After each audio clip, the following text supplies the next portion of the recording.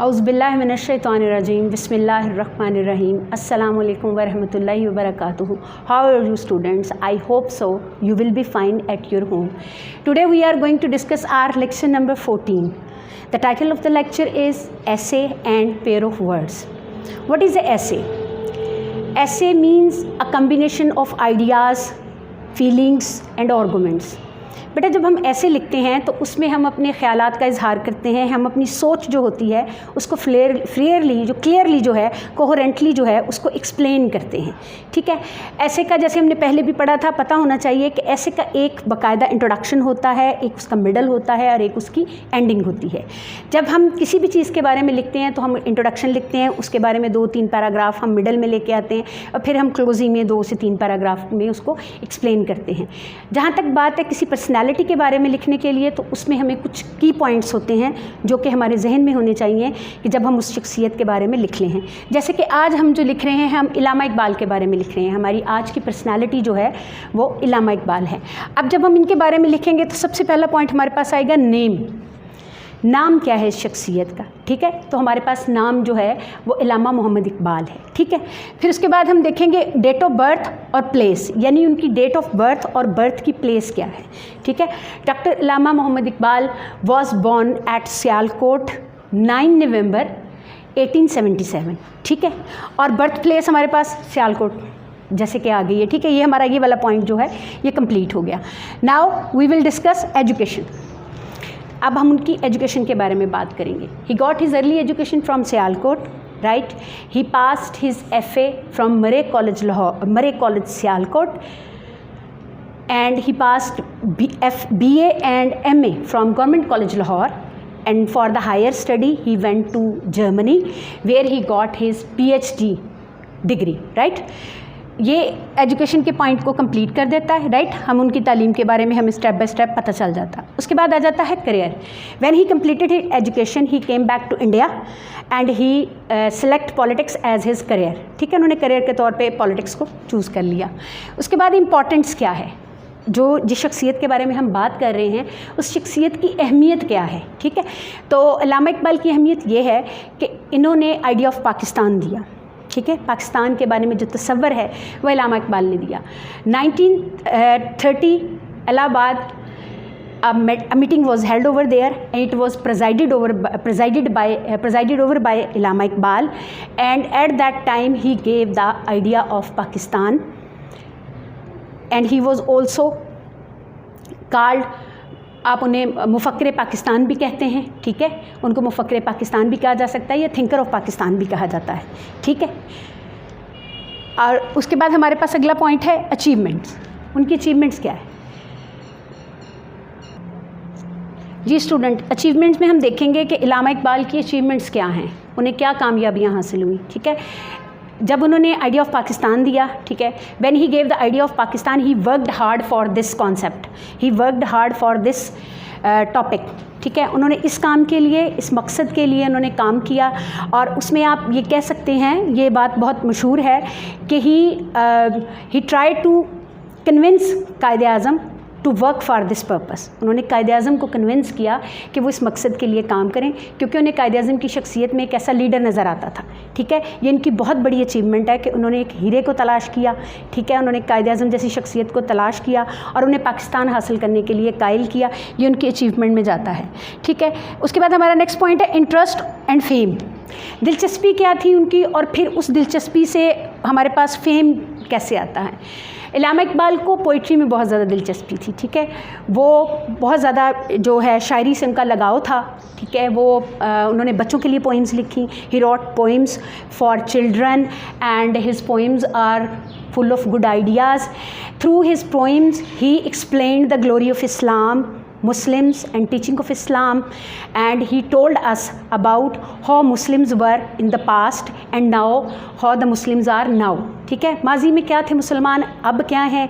उन्होंने सोई हुई कौम को जो है वो अपनी पोइट्री के ज़रिए, अपने पैगाम के ज़रिए जगाया. ठीक है. यही चीज़ जो है वो उनकी शोहरत का बायस बनी. इस चीज़ ने मुसलमानों के अंदर जोश पैदा किया, मुसलमानों को एक्साइटेड किया कि वो अपने लिए अपनी जो खुदी है, उन्होंने अपनी पोइट्री में एक वर्ड इस्तेमाल किया खुदी. मुसलमानों के अंदर एहसास पैदा किया कि वो अपनी खुदी को पहचान सकें। यही उनके इंटरेस्ट और फेम की जो है वो वजह है। लास्ट में हम आते हैं डेथ, ठीक है। अल्लामा इकबाल की डेथ जो है वो 21 अप्रैल 1938 है और उनको लाहौर में बादशाही मस्जिद के करीब, ही वॉज बरेड इन बादशाही मस्जिद इन लाहौर, ठीक है। बादशाही मस्जिद में उनको दफन किया गया। इन पॉइंट्स को अगर आप डिटेल में डिस्कस करेंगे तो बेटा आपके पास अल्लामा इकबाल की शख्सियत के ऊपर एक कंप्लीट, जी बेटा डेथ वाले पॉइंट पे हम बताएंगे, ठीक है, कि उनकी डेथ कब हुई और उनको कहाँ पे दफन किया गया। तो उनकी डेथ 21 अप्रैल 1938 को उनकी डेथ हुई, ठीक है। ही वॉज बरीड नियर बादशाही मस्जिद लाहौर, राइट।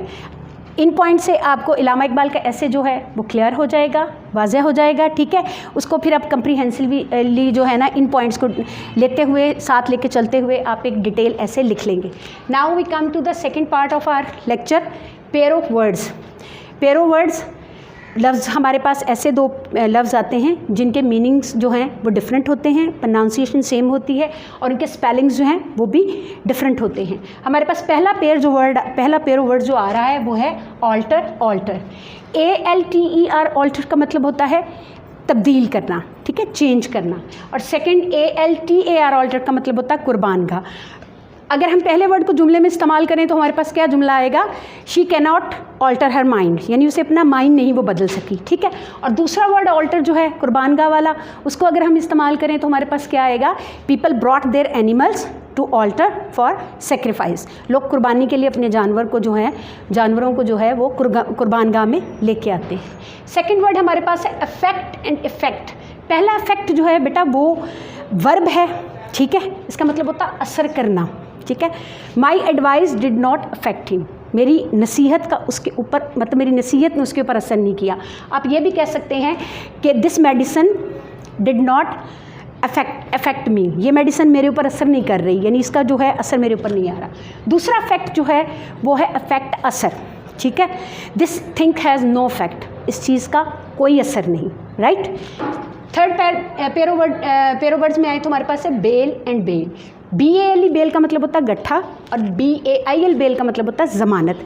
इस बेल को अगर हम जुमलों में इस्तेमाल करें या जुमले में इसको लेकर आएँ तो हमारे पास वर्ड क्या आएगा, आप कह सकते हैं simply tied this cotton into bales, यानी इस कॉटन को बेल में, गट्ठों में बांध दो। सेकंड है ज़मानत, his application of bail was rejected, उसकी ज़मानत की दरख्वास्त जो थी वो रिजेक्ट हो गई। उसके बाद अगला पेयर ऑफ वर्ड्स है बियर। BARE, बियर का मतलब होता है नंगे पाँव चलना, ठीक है। Don't walk bare footed on the ground, यानी ग्राउंड के ऊपर नंगे पाँव मत चलो। और यहाँ पे ये वाला बियर जो है ये एनिमल नेम है, ठीक है। आई सा अ बियर इन द जंगल, मैंने जंगल में जो है वो एक रीछ को देखा, रीछ को देखा, ठीक है। ये बियर एनिमल नेम है, मैंने जंगल में एक रीछ को देखा। उसके बाद birth and birth, BERTH, birth mean गाड़ी की जो सोने वाली सीट होती वो, और BIRTH बर्थ का मतलब है पैदाइश, राइट। इस बर्थ को अगर हम इस सेंटेंस में इस्तेमाल करें तो कैसे करेंगे, आप इसको ऐसे कर सकते हैं, I reserved a berth in Shalimar train, ठीक है, मैंने शालीमार ट्रेन में अपने लिए एक बर्थ जो है वो रिजर्व करवा ली है। सेकंड बर्थ पैदाइश, तो उसके लिए सिंपल सेंटेंस हम अक्सर यूज़ करते हैं कि what is the date of birth, what is your date of birth, आपकी डेट ऑफ बर्थ क्या है, ठीक है। उसके बाद अगला पेयर ऑफ वर्ड्स हमारे पास है ब्रेक और ब्रेक। BRAKE, ब्रेक का मतलब होता है गाड़ी की ब्रेक, राइट। और अगला ब्रेक जो है उसका मतलब होता है तोड़ना। इस ब्रेक को जब हम सेंटेंस में इस्तेमाल करेंगे तो हम क्या कहेंगे, हम ऐसे कह सकते हैं driver applied the brakes of the car, ठीक है, ड्राइवर ने कार की ब्रेक्स को अप्लाई किया, राइट। और नेक्स्ट वर्ड है ब्रेक, तोड़ना, तो आप उसमें ये कह सकते हैं डोंट ब्रेक द ग्लास, ठीक है, it may hurt you, glass को मत तोड़ो, ये तुम्हें नुकसान पहुंचा सकता है, राइट। अगला पेयर देखें, हमारे पास है ऑल टुगेदर और ऑल टुगेदर।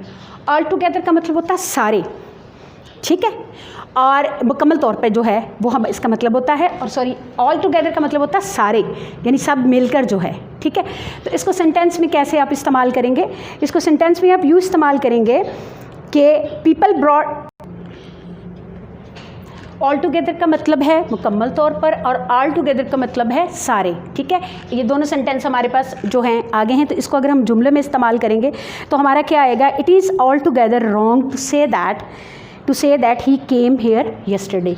तो ये मतलब उसने कहा है कि मुकम्मल तौर पर कहना गलत होगा कि वो कल यहाँ पे आई थी। सेकंड में अगर हम देखें तो हमारे पास उसका सेंटेंस ये आएगा कि they went to watch movie all together, वो सारे के सारे जो हैं वो मूवी देखने के लिए गए। जी स्टूडेंट्स, आज का लेक्चर हमारा ऐसे और पेयर ऑफ वर्ड्स पे था। आप दोनों पॉइंट्स को अच्छी तरह समझने के लिए वीडियो को दोबारा देखिएगा और ऐसे के पॉइंट्स को नोट कर लीजिएगा। उसको नोट करते हुए फिर आप इल्लामा इकबाल की शख्सियत पे एक अच्छा और जामिया जो है वो ऐसे लिख सकते हैं। इसी तरह ये पेयर ऑफ वर्ड्स हैं, इनके वर्ड्स को इन वर्ड्स के मीनिंग्स को अच्छी तरह समझ लीजिएगा। जब आपको मीनिंग समझ आ जाएंगे तो फिर आप सेंटेंसेस में आपके लिए इस्तेमाल करना आसान होगा, आप उनको ईज़िली सेंटेंसेस में इस्तेमाल कर सकते हैं। ठीक है, मैं उम्मीद करती हूँ कि आज का लेक्चर आपको अच्छी तरह समझ आ गया होगा। इसको दोबारा देखिएगा, हम दोबारा इंशाल्लाह हम दोबारा मिलेंगे। अल्लाह ताला आपको अपनी हिफ्ज़ व अमान में रखे। फ़ी ईमानिल्लाह।